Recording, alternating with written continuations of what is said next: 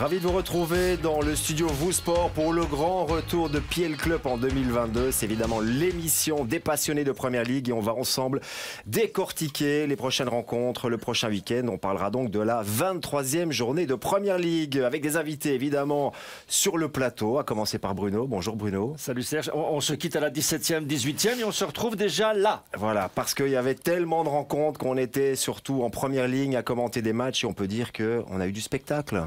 Oui, beaucoup de spectacles. Mais vous savez, après la 17e journée, on avait City avec 41 points. On avait Liverpool à 40. On avait Chelsea à 37.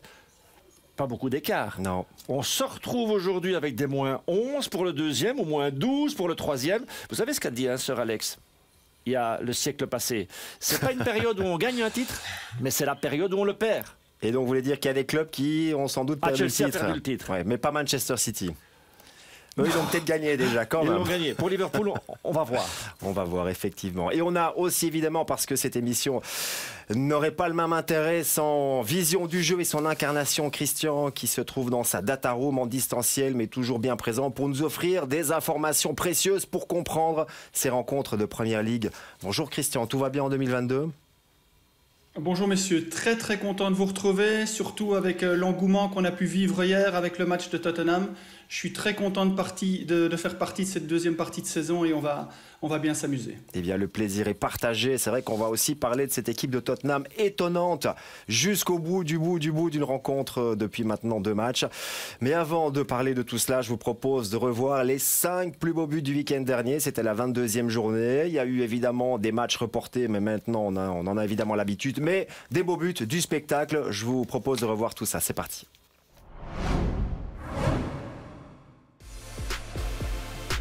Cancelo, De Bruyne drifting away from N'Golo Kanté.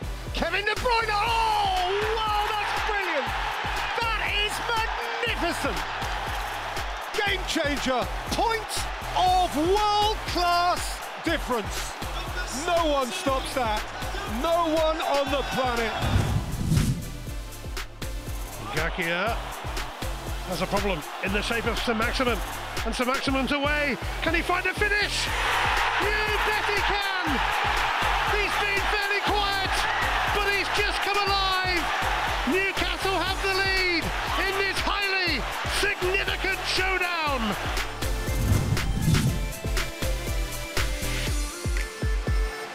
More work for Krul. Richarlison! What a comeback and what a goal! Magnificent from the Brazilian Richarlison. Everton clawing their way back into this. And it's the returning Richarlison who has given them a huge lift. He might actually have a crack here at this late stage, which he did! Oh, what a goal! What an astounding free kick! That is a belter. There's not many better in the world at scoring from a free kick than James Ward-Prowse, and there's another example. Sanson with a poor touch. Fred can seize upon it. It's Bruno Fernandes. It's 2-0. And Manchester United double their advantage. Aston Villa on top in the second half. United hit them with a sucker punch.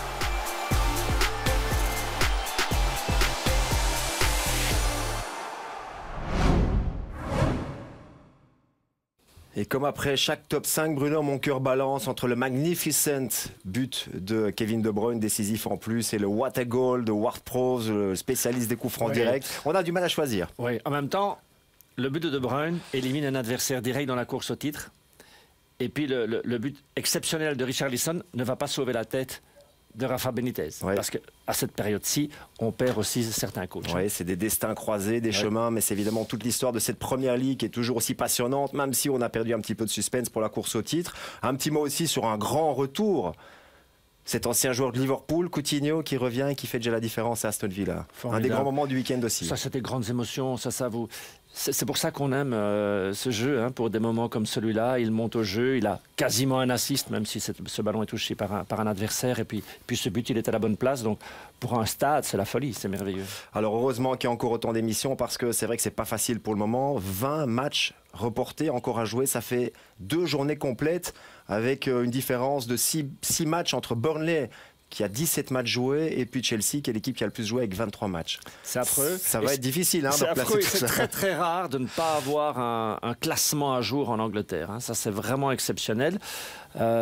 C'est compliqué, mais je pense que c'est surtout compliqué pour gérer maintenant les semaines d'entraînement. Ouais, on ne voudrait pas être à la place de ceux qui aussi vont devoir faire le calendrier. On fait le point après 22 matchs, même après 22 journées. On sait que ce n'est pas 22 matchs pour tout le monde.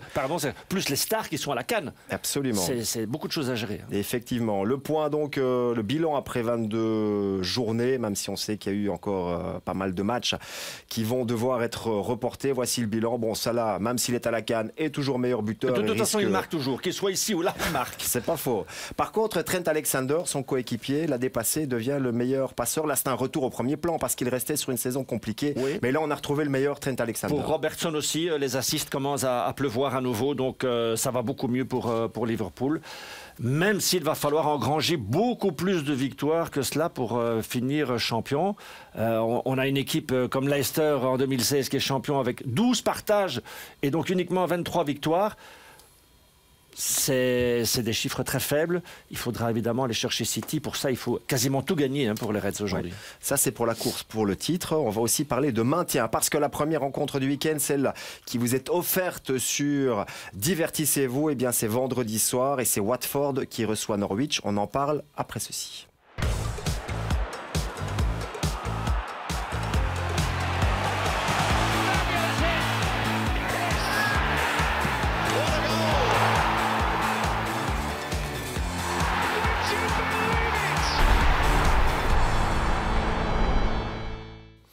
On ne fait pas de ségrégation sportive dans PL Club. On parle de la course au titre, mais aussi du maintien. Et là, c'est vraiment le moment de faire un point. Parce que Watford accueille donc Norwich. Watford, 17e, donc juste au-dessus du niveau de flottaison avec 14 points. Mais c'est une équipe qui se rapproche quand même dangereusement de la zone rouge. Et puis Norwich, qu'on disait déjà condamné après 2-3 matchs parce qu'on a vu que cette équipe était assez faible. Mais finalement, ils sont toujours en course. Ils ne sont que 18e. Avec 13 points, donc ils ont toujours l'occasion de se sauver. Ça, c'est déjà un petit miracle. Oui.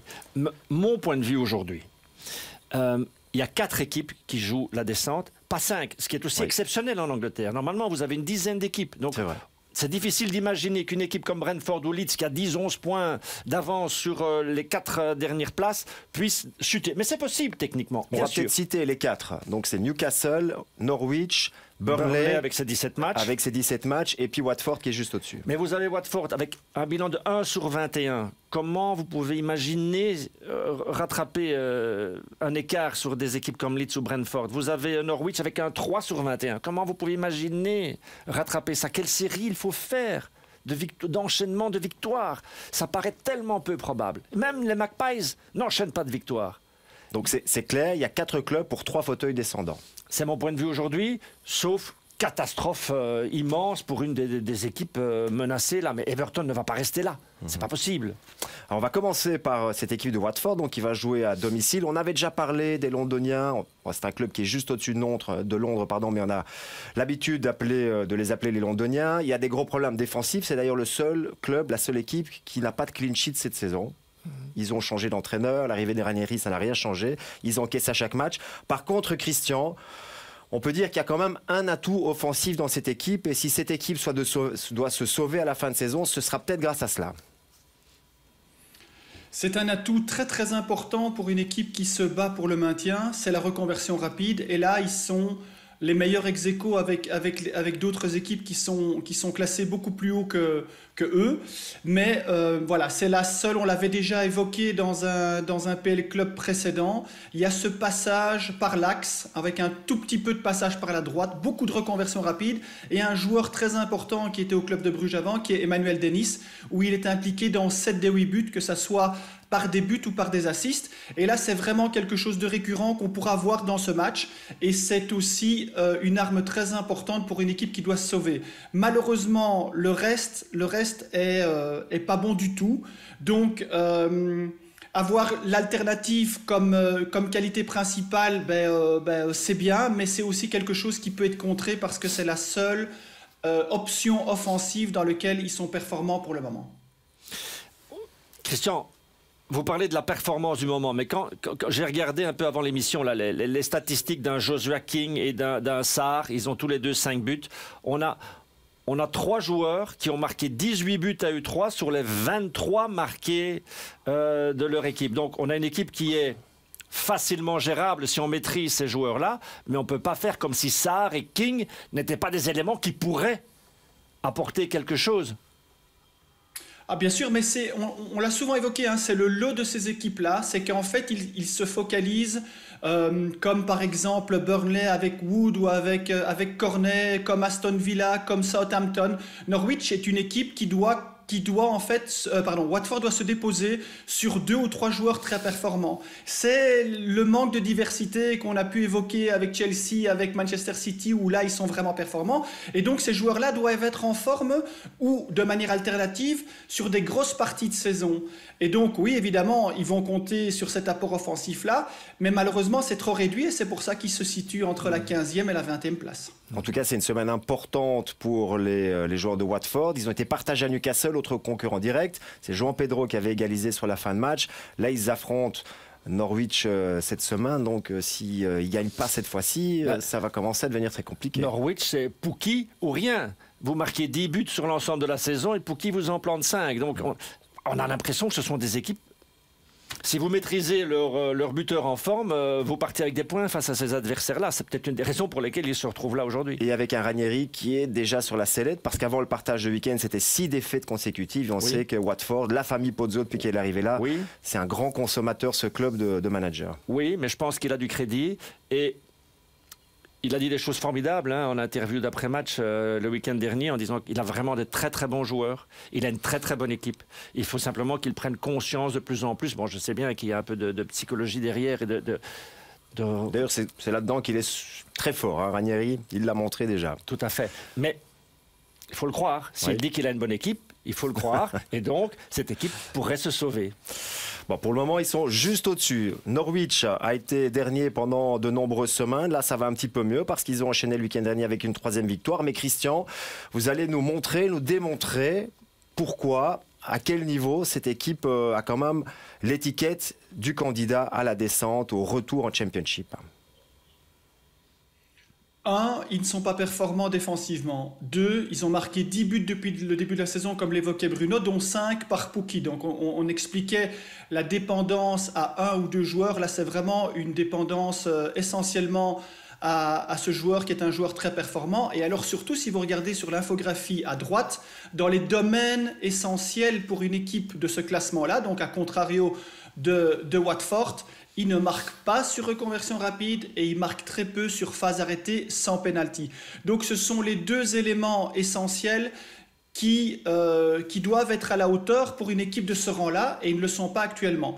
Alors ils parviennent, on va le voir dans une autre infographie après, ils parviennent malgré tout dans leur victoire à engranger évidemment ces points. Voilà, on le voit ici, c'est 3 victoires, c'est 3 fois par le même score et ça fait 9 points. Et donc 9 points, c'est très très important, sachant que même un match nul, c'est quand même 2 points de perdus. Ils parviennent à rester accrochés et ils ne sont pas définitivement condamnés, mais d'une manière récurrente et logique sur une timeline, c'est pratiquement impossible de se sauver avec 10 buts marqués et dépendant à 50% d'un seul attaquant, c'est pas possible.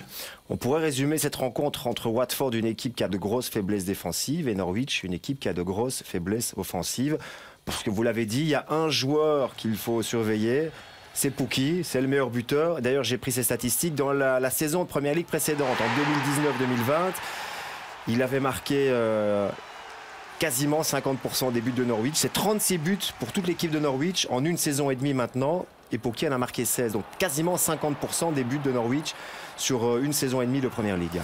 Je crois que le malheur pour Norwich, et Christian a évidemment complètement raison, c'est que même si Pukki finissait meilleur buteur de la compétition, on en est loin, mais s'il finissait meilleur buteur de la compétition, son équipe descendrait quand même. C'est le paradoxe. Et donc ça, avec ça, ça devient compliqué d'imaginer même le maintien.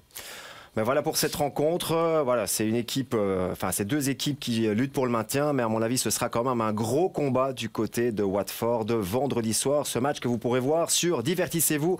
On passe à la 2e rencontre que l'on va présenter, préfacer ce week-end. C'est Southampton-Manchester City, une rencontre de samedi entre Southampton et le leader. On en parle après ceci.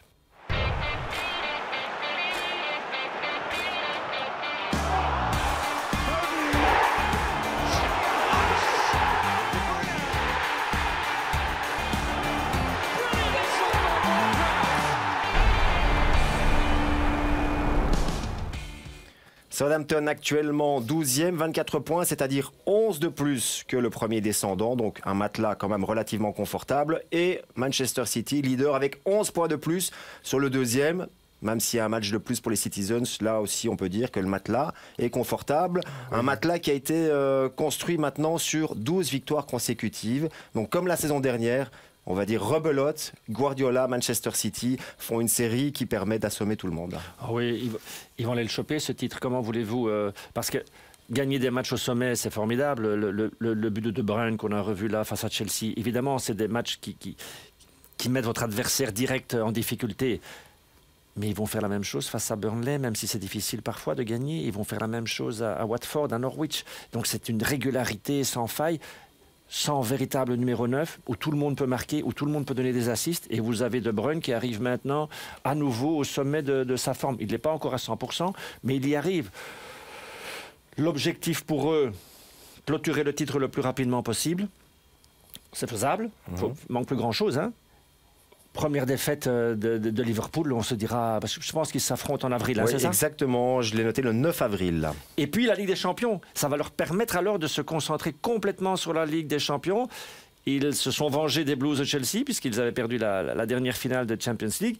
Et je pense qu'ils veulent absolument ce trophée aujourd'hui. Et puis quel parallèle, puisque la saison dernière, c'était un petit peu plus tard, entre le 19 décembre et le 27 février donc de la saison dernière, ils avaient enchaîné 13 victoires consécutives. Là, ils en sont à 12. Ça prouve que c'est le travail, que c'est un bloc équipe qui fonctionne à merveille.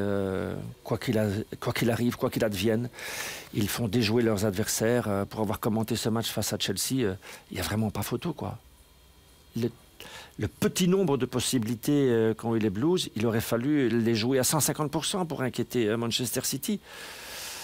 Je ne vois pas très bien qui va pouvoir leur prendre ce nouveau titre. Alors, si Manchester City est si fort, c'est parce qu'ils ont évidemment des qualités dans énormément de registres, mais il y en a un en particulier, Christian, qui a attiré votre attention.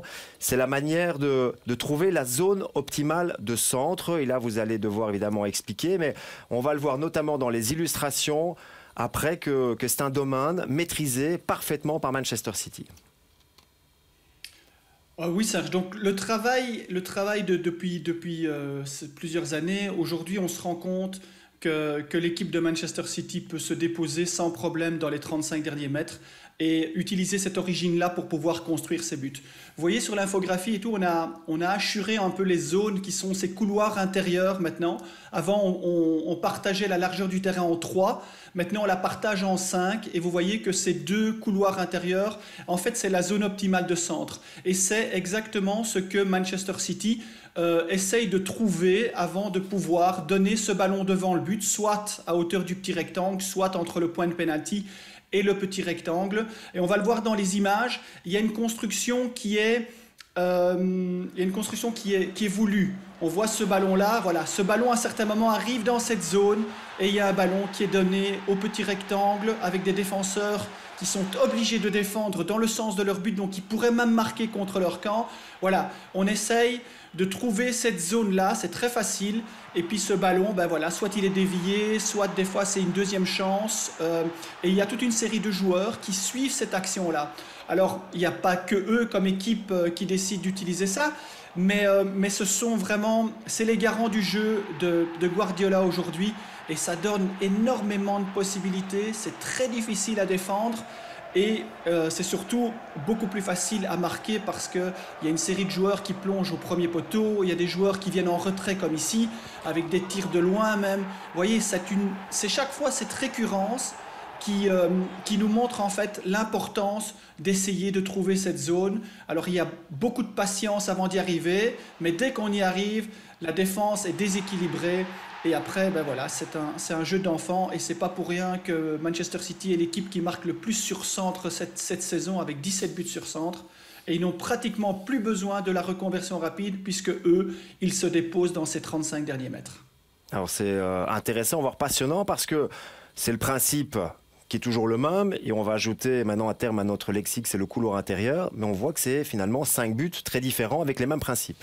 C'est formidable, on aurait presque dû assurer à chaque fois les images et je crois qu'on le fera maintenant dans l'Europe des 11 parce que là, c'est ce que nous dit Vision du jeu est quelque chose de capital. J'ai l'impression qu'ils Mais il invente beaucoup de choses, hein, Guardiola aussi. Hein. Ça reste un poète aussi. Mais ils ont inventé une zone particulière. C'est plus les ballons qui viennent du flanc. Hein. On est quasiment dans le rectangle ou à l'amorce du grand rectangle. Le couloir intérieur, ça porte bien son nom. Oui, c'est très... Couloir intérieur, je vais utiliser ça dans mes commentaires aujourd'hui. Le couloir intérieur, c'est beau. Merci.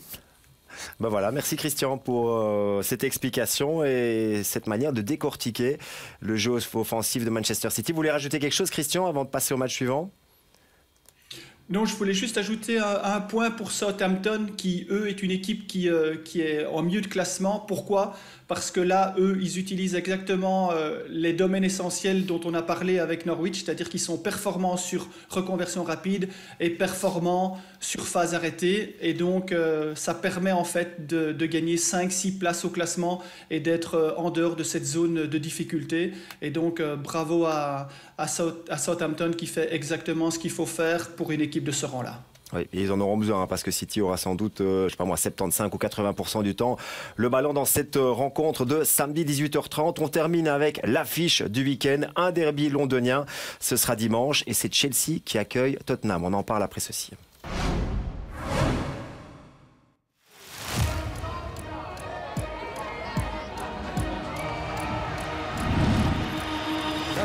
Stop us, nothing, ain't nobody on us. We came for the glory.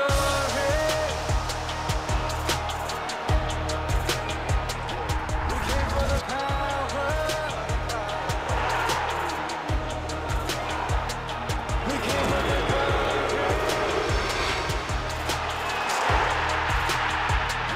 We came for the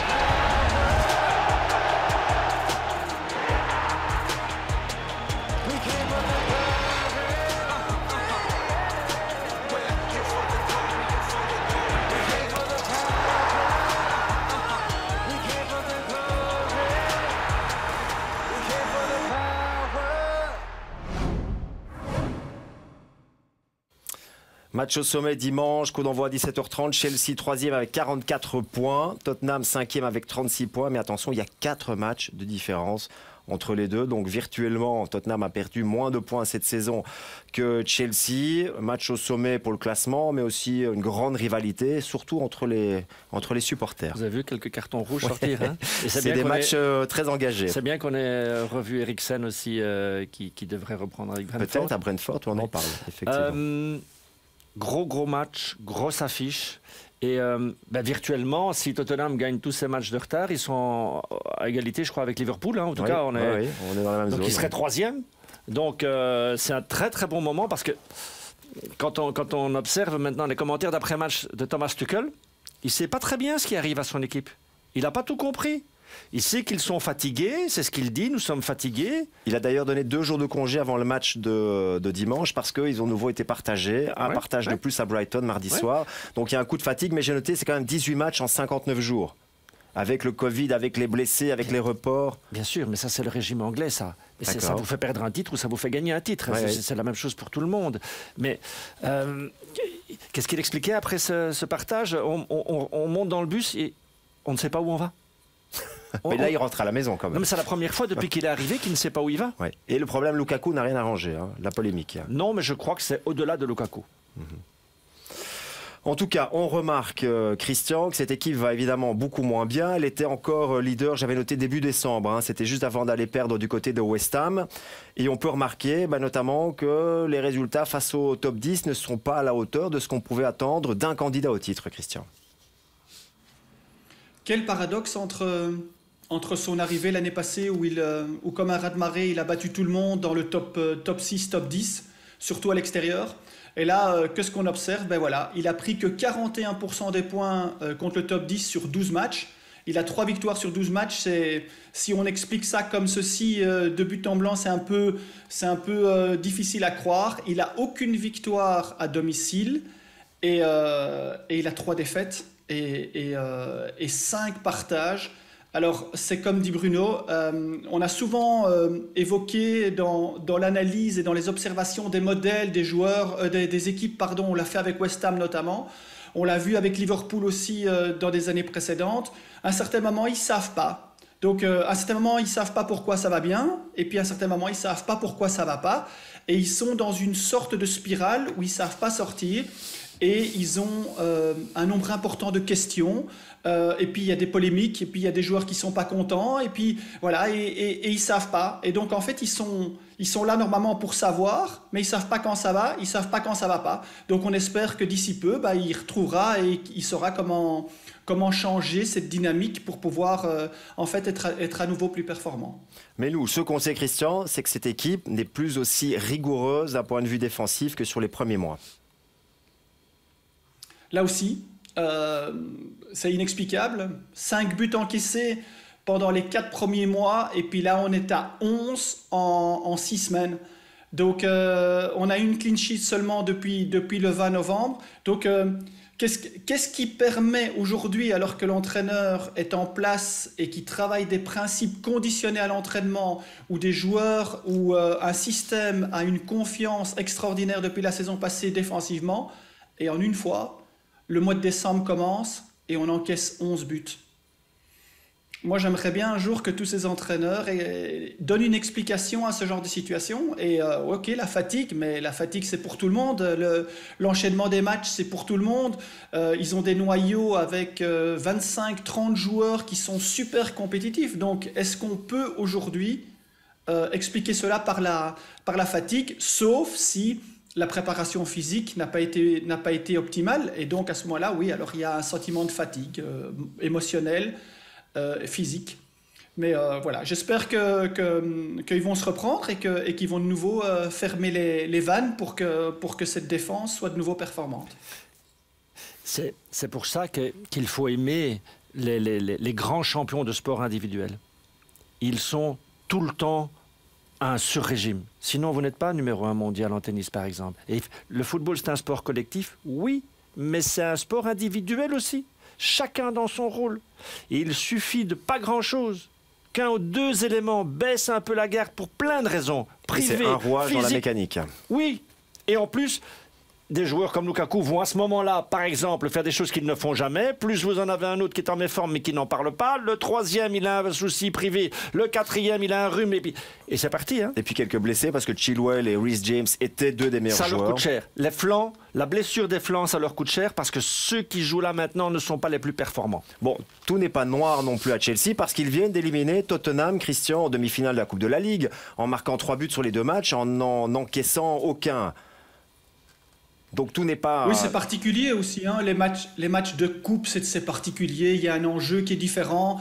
Voilà, moi j'ai du mal à évaluer une performance dans un mini-tournoi comme ça. Je pense que c'est tout à fait différent. Et souvent, il y a beaucoup de changements. On essaye justement par cette option fatigue qu'ils utilisent tout le temps, de laisser passer et de laisser quelques joueurs au repos. Je ne sais pas si c'est vraiment une référence. Moi, je préfère regarder dans la continuité d'un championnat. Mais je voudrais juste ajouter une chose par rapport à ce que Bruno disait. C'est vrai en fait que l'équilibre d'une équipe est souvent dépendante de liens. Et donc, c'est des liens entre joueurs. Par exemple, c'est vrai, on l'a évoqué, l'importance des défenseurs latéraux qui donnent énormément d'assists. On le voit à Liverpool, on l'a vu avec Reece James quand même, qui a marqué beaucoup de buts et qui a donné aussi beaucoup de centres dans cette zone optimale pour Chelsea pendant tout un temps. Sans eux, mais voilà, c'est une option en moins en fait. Et donc, ça ne crée pas de lien et il faut trouver des autres liens. Alors, on a eu la chance d'avoir Mason Mount qui était en forme pendant tout un temps, parce qu'il est quand même le meilleur buteur et un des meilleurs donneurs d'assists, mais on est trop dépendant d'alternatives qui vont et qui viennent. Or, quand on a quelque chose de bien défini avec les défenseurs latéraux, eh bien on sait l'importance que ça a et il faut essayer de retrouver ça.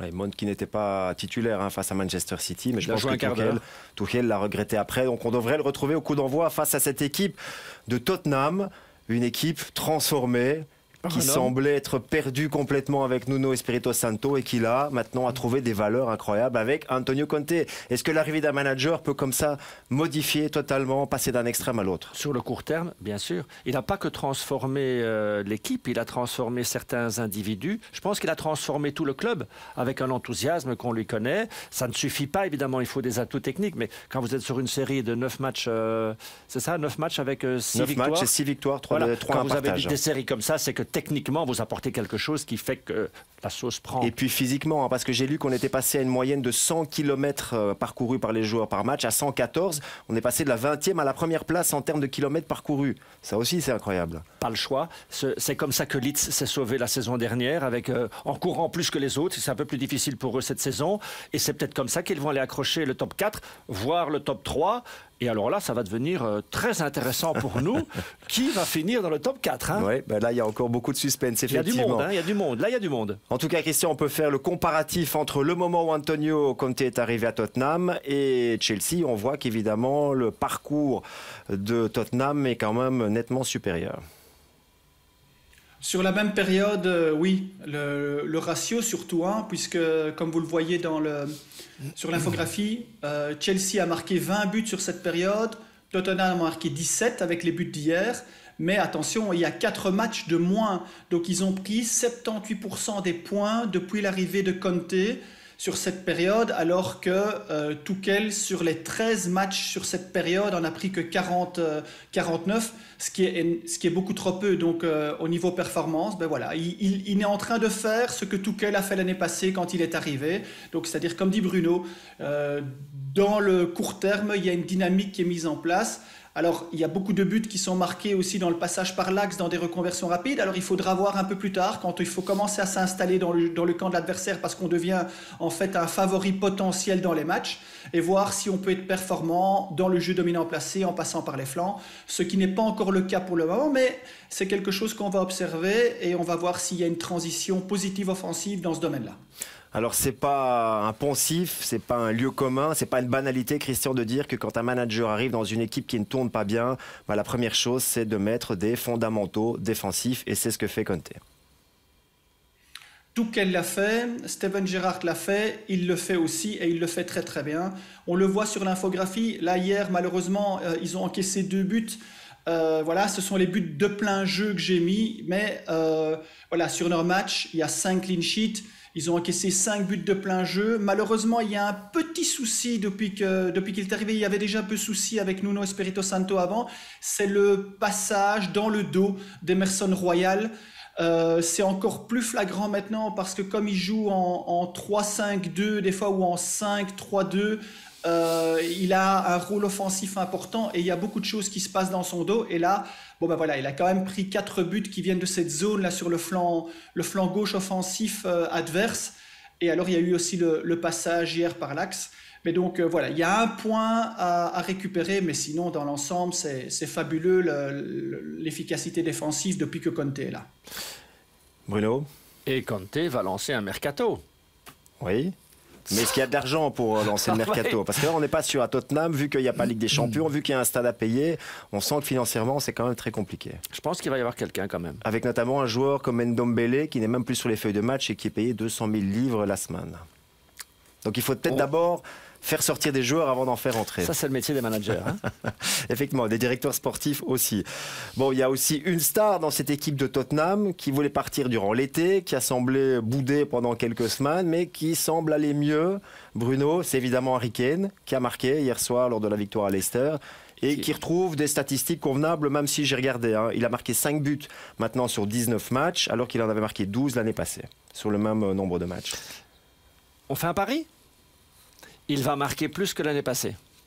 Carrément. Eh oui, oui. Et je pense qu'il va être... Là, c'est osé quand même. Oui, oui. Et je pense qu'il va être absolument capital dans ce qui va se passer. Christian a parlé du changement d'optique des adversaires des Spurs. On sait qu'on ne peut pas les laisser dérouler avec Heung-min Son ou avec un Kane. Bon, Son est blessé pour le moment. Il ne sera sans doute pas là ce week-end. Bien sûr. Mais même dans les petits espaces, il a un jeu de tête absolument merveilleux aussi, même si je ne connais pas ses statistiques de buts marqués de la tête par rapport au reste. Mais il a un jeu de tête. Kane, il est bon dans beaucoup de registres. Ça va être la révélation qu'il joue pour un immense contrat encore à Tottenham, qu'il joue pour un immense transfert, ça va être la révélation. Je pense qu'il va dépasser les 12. Ok. On enregistre, hein? D'accord, on enregistre. Alors Christian, est-ce que vos datas confirment ce que vient de nous déclarer, cette déclaration d'amour de Bruno? En tout cas, depuis que Conte est là, ça c'est sûr, puisque depuis que Conte est là, il a marqué 4 buts et il a fait 2 assists. On le voit, hein, il est performant dans tous les domaines. Alors, il va aussi être dépendant. C'est vrai que quand Son va revenir, ils ont justement ce dont on parlait, ces fameux liens entre joueurs. Et on sait qu'ils sont dans un des records dans les duos offensifs impliqués dans les buts.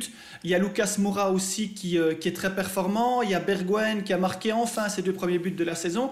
Donc ce sont tous des joueurs sur lesquels il va pouvoir se déposer pour pouvoir être performant. Vous le voyez sur l'infographie, pour le moment, c'est toujours le passage par l'axe. Hein. Il a encore marqué hier un magnifique but sur une reconversion rapide avec un ballon dans le dos. Il est arrivé tout seul, il fait encore le crochet avant de crucifier Schmeichel.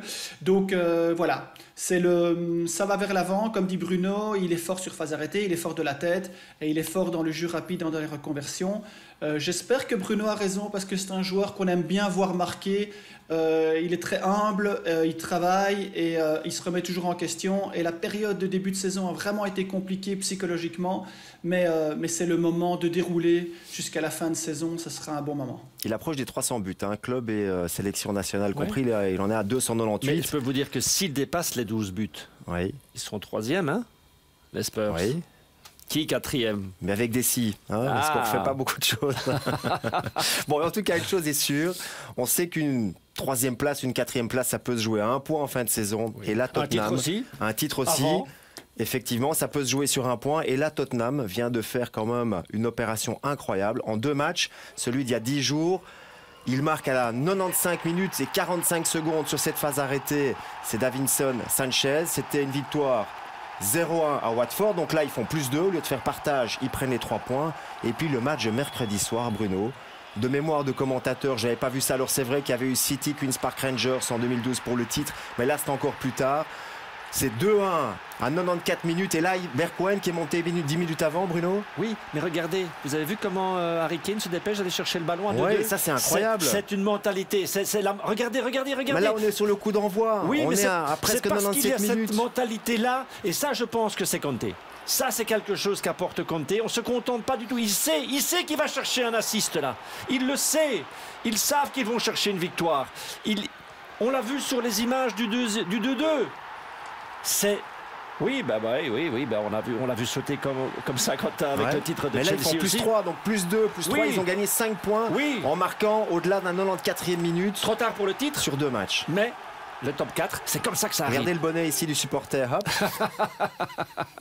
Moi, ce qui me frappe, Serge, je ne l'avais pas vu sur le direct, c'est la façon dont Kane va chercher le ballon après le 2-2. Moi j'ai commenté le match et en revoyant ça ce matin, je me suis dit, wow, mais c'est là que ça se passe en fait. Parce qu'ils montrent qu'ils veulent encore, l'état d'esprit. Même si le match est fini, ils veulent encore aller marquer. L'état d'esprit. Et c'est là qu'un joueur qui fait un sport individuel, il doit aller chercher ça pour lui, par lui-même.